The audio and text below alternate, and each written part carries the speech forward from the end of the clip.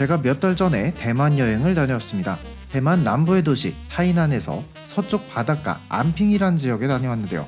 여기가 소금 생산지로 유명해서 소금 수출도 많이 했던 지역이라고 하더라고요. 당시에 바닷가 염전까지 철길이 이어져 있었고 염업철도라는 이름으로 소금을 나르는 철도가 운행했다고 해요.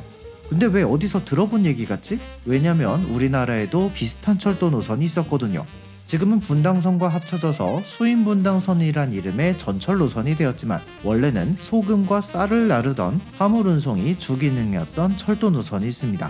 그리고 우리보다 윗세대에게는 폭이 좁아서 의자에 앉으면 앞사람 무릎이 닿을 정도라던 협계철도로 유명했던 노선이기도 하죠.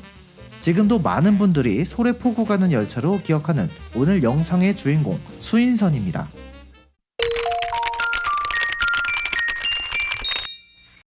안녕하세요, 전철아떼입니다. 수인선 전철은 2012년에 처음 생겼지만 원래의 수인선은 일제강점기인 1937년에 개통한 꽤나 오래된 노선입니다. 지금과 달리 수인선은 원래 화물운송이 주력인 노선이었어요. 1931년 수원에서 용인, 이천을 거쳐 여주까지 이어주는 수려선이라는 철도 노선이 먼저 개통을 합니다. 몇 년 후인 1937년에는 수인선이 개통했는데 수인선과 수려선은 공통점이 하나 있었습니다. 바로 폭 762mm의 협계 노선이었다는 점이죠.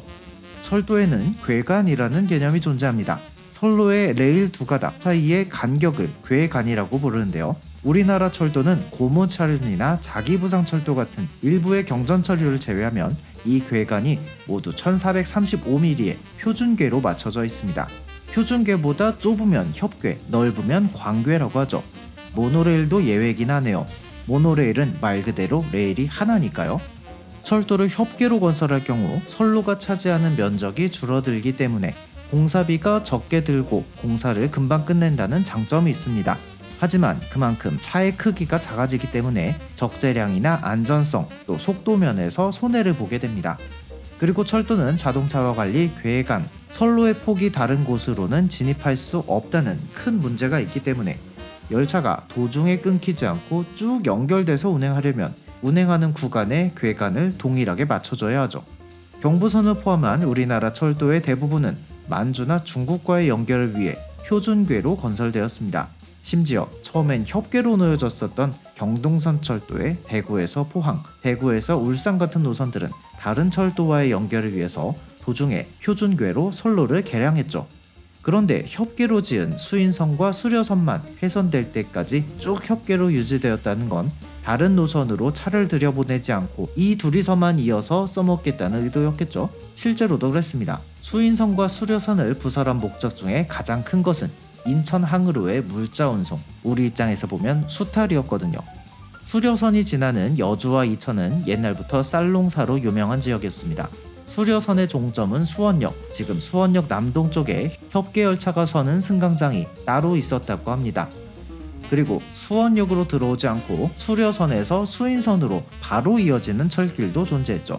수인선의 종점은 인천항역, 지금의 수인분당선 숭이역 근처에 있는 이름 그대로 인천항에 위치한 기차역이었습니다.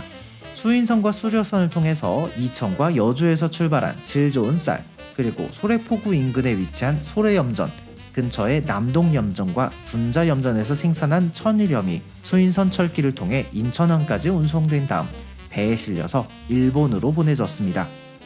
광복을 맞이한 후 수인선은 노선의 성격이 다소 변합니다. 더 이상 일본으로 쌀과 소금을 보낼 필요가 없어졌거든요. 수인선은 한편으로는 수많은 한계점을 가진 노선이기도 했습니다. 그나마 표준궤였던 다른 철도 노선과 달리 수인선은 협궤 노선이었고 선로의 상태도 불량했습니다.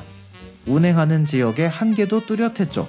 일단 서울로 향하는 노선이 아니라는 특징이 있고요. 수인선은 애초에 화물을 위한 노선이었기 때문에 대도시를 끼고 있지 않았습니다.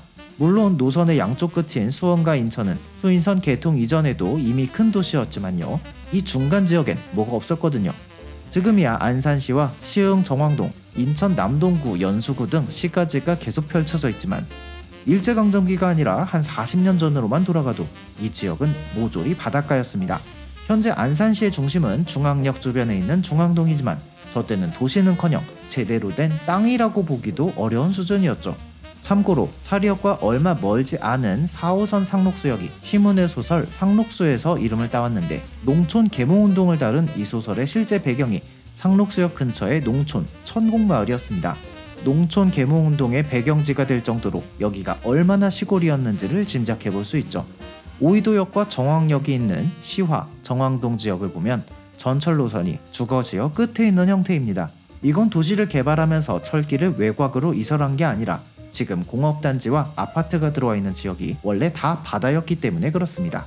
그래도 다른 육상교통이 마땅하지 않던 시절이었기 때문에 이 지역에 많은 사람들이 수인선을 이용했습니다. 1971년 영동고속도로가 개통하면서 노선이 겹치는 수려선이 경쟁력을 잃고 다음 해에 폐선됩니다. 협계철도 수인선은 그보다 훨씬 늦은 1995년까지 운행을 했지만 그리 녹록하진 않았습니다.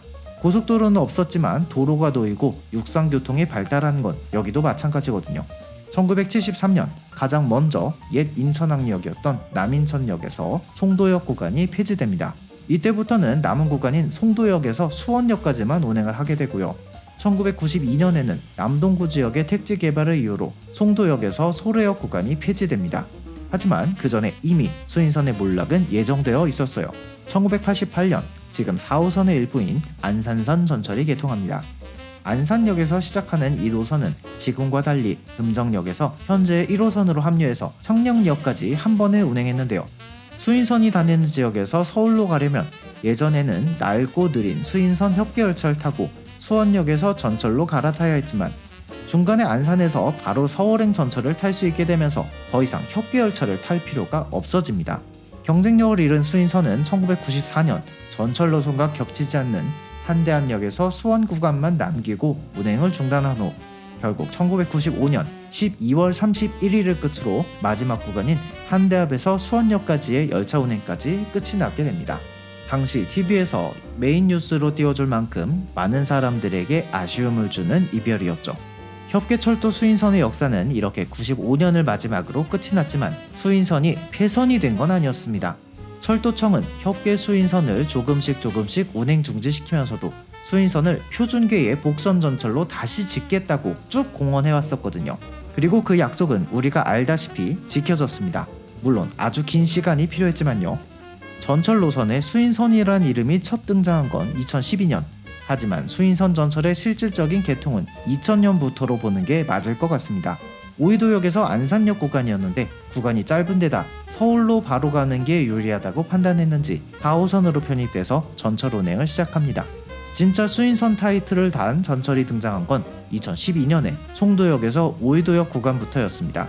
이 지역에는 인천 논현지구나 연수지구, 시흥, 월곶 등 90년대부터 이미 아파트가 많이 들어섰는데 전철이 없어서 자동차 없이는 다른 지역으로 나가기가 힘들었습니다.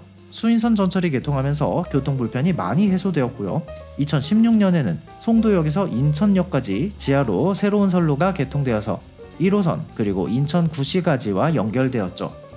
마지막으로 2020년 3단계 구간인 한대암역에서 수원역까지의 구간이 개통됩니다. 오이도역에서 한대암역까지는 기존 안산선 선로를 이용해서 운행하게 되죠. 협계열차 시절 수인선은 온통 농촌과 어촌뿐이었지만요. 시대가 바뀌어서 인천시와 시흥, 안산시까지 수도권 서남부의 산업단지와 대도시들을 이어주는 역할을 하게 되었습니다. 또 기존의 수원까지 운행하던 분당선과 하나의 노선으로 이어져서 수인분당선이란 이름으로 운행을 시작했고요. 수인선에는 한 가지 더 큰 변화가 예정되어 있습니다. 인천발 KTX가 수인선 선로를 이용해서 운행하기 때문입니다.